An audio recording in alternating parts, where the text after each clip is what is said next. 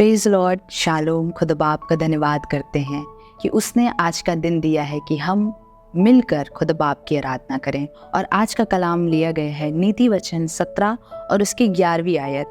बुरा मनुष्य दंगे ही का यत्न करता है, इसलिए उसके पास क्रूर दूत भेजा जाएगा। ये बात बहुत सिंपल है कि अगर हम बुराई करते हैं, अगर हम बुरे को आगे रख देते हैं अपने जीवन में, लोगों के लिए बुराई, अपने लिए बुराई और अपने अजीज़ों के लिए बुराई को रखते हैं, तो हमारे जीवन में बुराई ही बनी रहती है। फॉर एग्ज़ाम्पल, मिस्र में लोग थे। मिस्रियों ने इजराइलियों पर बहुत अत्याचार किया था, उन्हें बंधुआई में रखा था, उनसे बहुत सारे काम करते थे, उनके ऊपर बहुत जुल्म करते थे जो नहीं करना चाहिए था। उनके लिए बुराई को करते थे, उनके लिए अच्छा नहीं करते थे, उनके लिए अच्छी बातें नहीं सोचते थे, उनके लिए कोई अच्छी चीज़ नहीं करते थे। वो सिर्फ़ और सिर्फ उनके लिए बुराई को करते थे, उन्हें मारते थे, उनसे मजदूरी करवाते थे और उनके लिए हर तरीके से मिस्र को बहुत बुरा देश बना दिया था इजराइलियों के लिए।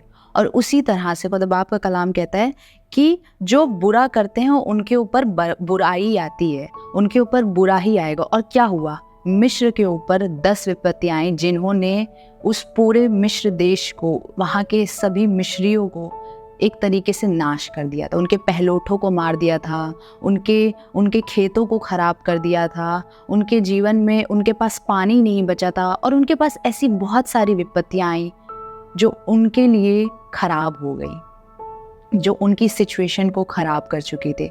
इसी तरह से खुदा बाप भी आज हमें यही बताता है कि अगर हम किसी के लिए बुराई कर रहे हैं तो हमारे लिए पलटे में बुराई आएगी। हमारी सिचुएशन अच्छी नहीं हो जाएगी कि अगर हम किसी की सिचुएशन को ख़राब कर देंगे। अगर हम किसी के लिए बुराई कर रहे हैं तो हमारे लिए पलटे में बुरा ही आएगा। खुदा बाप, वहाँ पे बाइबल बताती है कि खुदा बाप पक्षपाती खुदा नहीं है। अगर हम किसी के लिए बुरा करते हैं, अगर हम किसी के लिए गड्ढा खोदते हैं तो हमारे लिए भी हम ही उसमें जाके गिर जाएंगे। जैसा हम बोएंगे वैसा हम काटेंगे। खुदा बाप का कलाम यही कहता है, व्हाटएवर यू सो तुम वही काटोगे। अगर हम किसी के लिए बुराई बो रहे हैं, अगर किसी की पीठ पीछे बुराई कर रहे हैं तो हमारी पीछे कहीं बुराई हो रही होगी। अगर आप किसी के लिए गड्ढा खोद रहे हैं तो हमारे लिए भी कुछ बुरा हो रहा होगा। अगर हम किसी के लिए विपत्ति ला रहे हैं तो बाइबल जिस तरह बताती है कि हमारे ऊपर विपत्ति आ जाएगी और हम मिस्रियों की तरह तबाह हो जाएंगे। तो आइए, आज जब खुदा बाप हमें यही सिखा रहे हैं कि तुम बुराई ना करो, तुम सही रास्ते पे चलो, जो बुद्धिमानी से चलना होता है कि तुम अच्छे काम करो तो तुम्हारे लिए अच्छा होगा। धन्य है वो व्यक्ति जो दुष्टों की युक्ति पर नहीं चलता, क्योंकि उसके लिए भलाई उत्पन्न होगी। वो तो यहोवा की व्यवस्था पर दिन रात ध्यान करता है, जैसा यहोवा बताता है वो वैसा करता है, तो उसके लिए भलाई होगी। आइए, जब खुदा बाप ने आज का कलाम हमें सिखाया है कि तुम उस मिस्रियों की तरह मत बनो जो इजराइलियों पर या दूसरों पर बहुत क्रूर हैं, पर भलाई करो तो यहोवा तुम्हारे लिए खड़ा होकर भलाई को करेगा। आपको ज़रूरत नहीं पड़ेगी कि किसी और के लिए आप बुराई करें।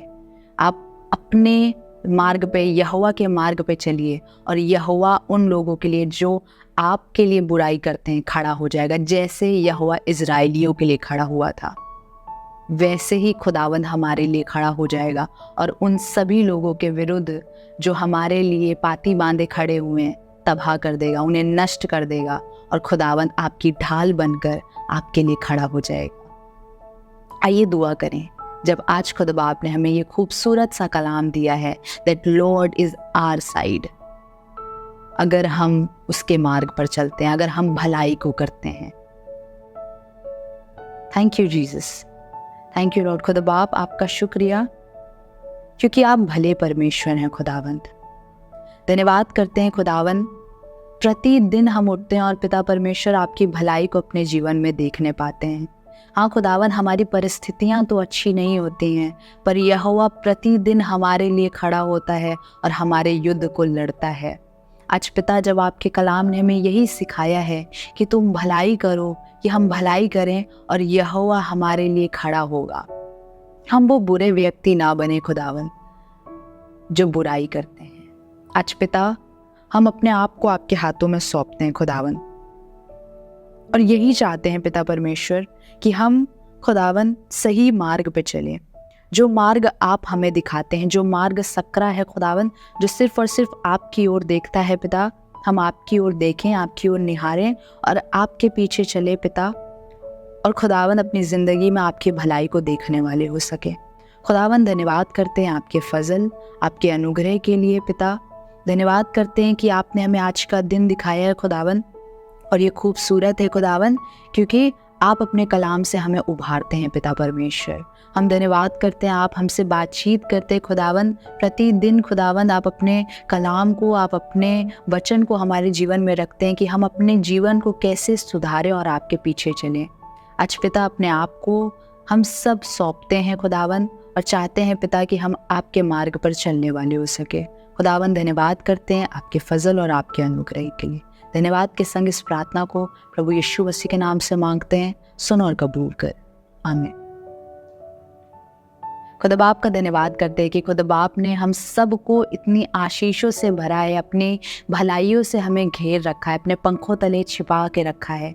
खुदा बाप, आपका शुक्रिया, और हम चाहते हैं हम खुदा बाप में यूं ही मिलकर चलते रहें और खुदा बाप की बाट जोते रहें। खुदा बाप आप सबको आशीष दे। Praise the Lord.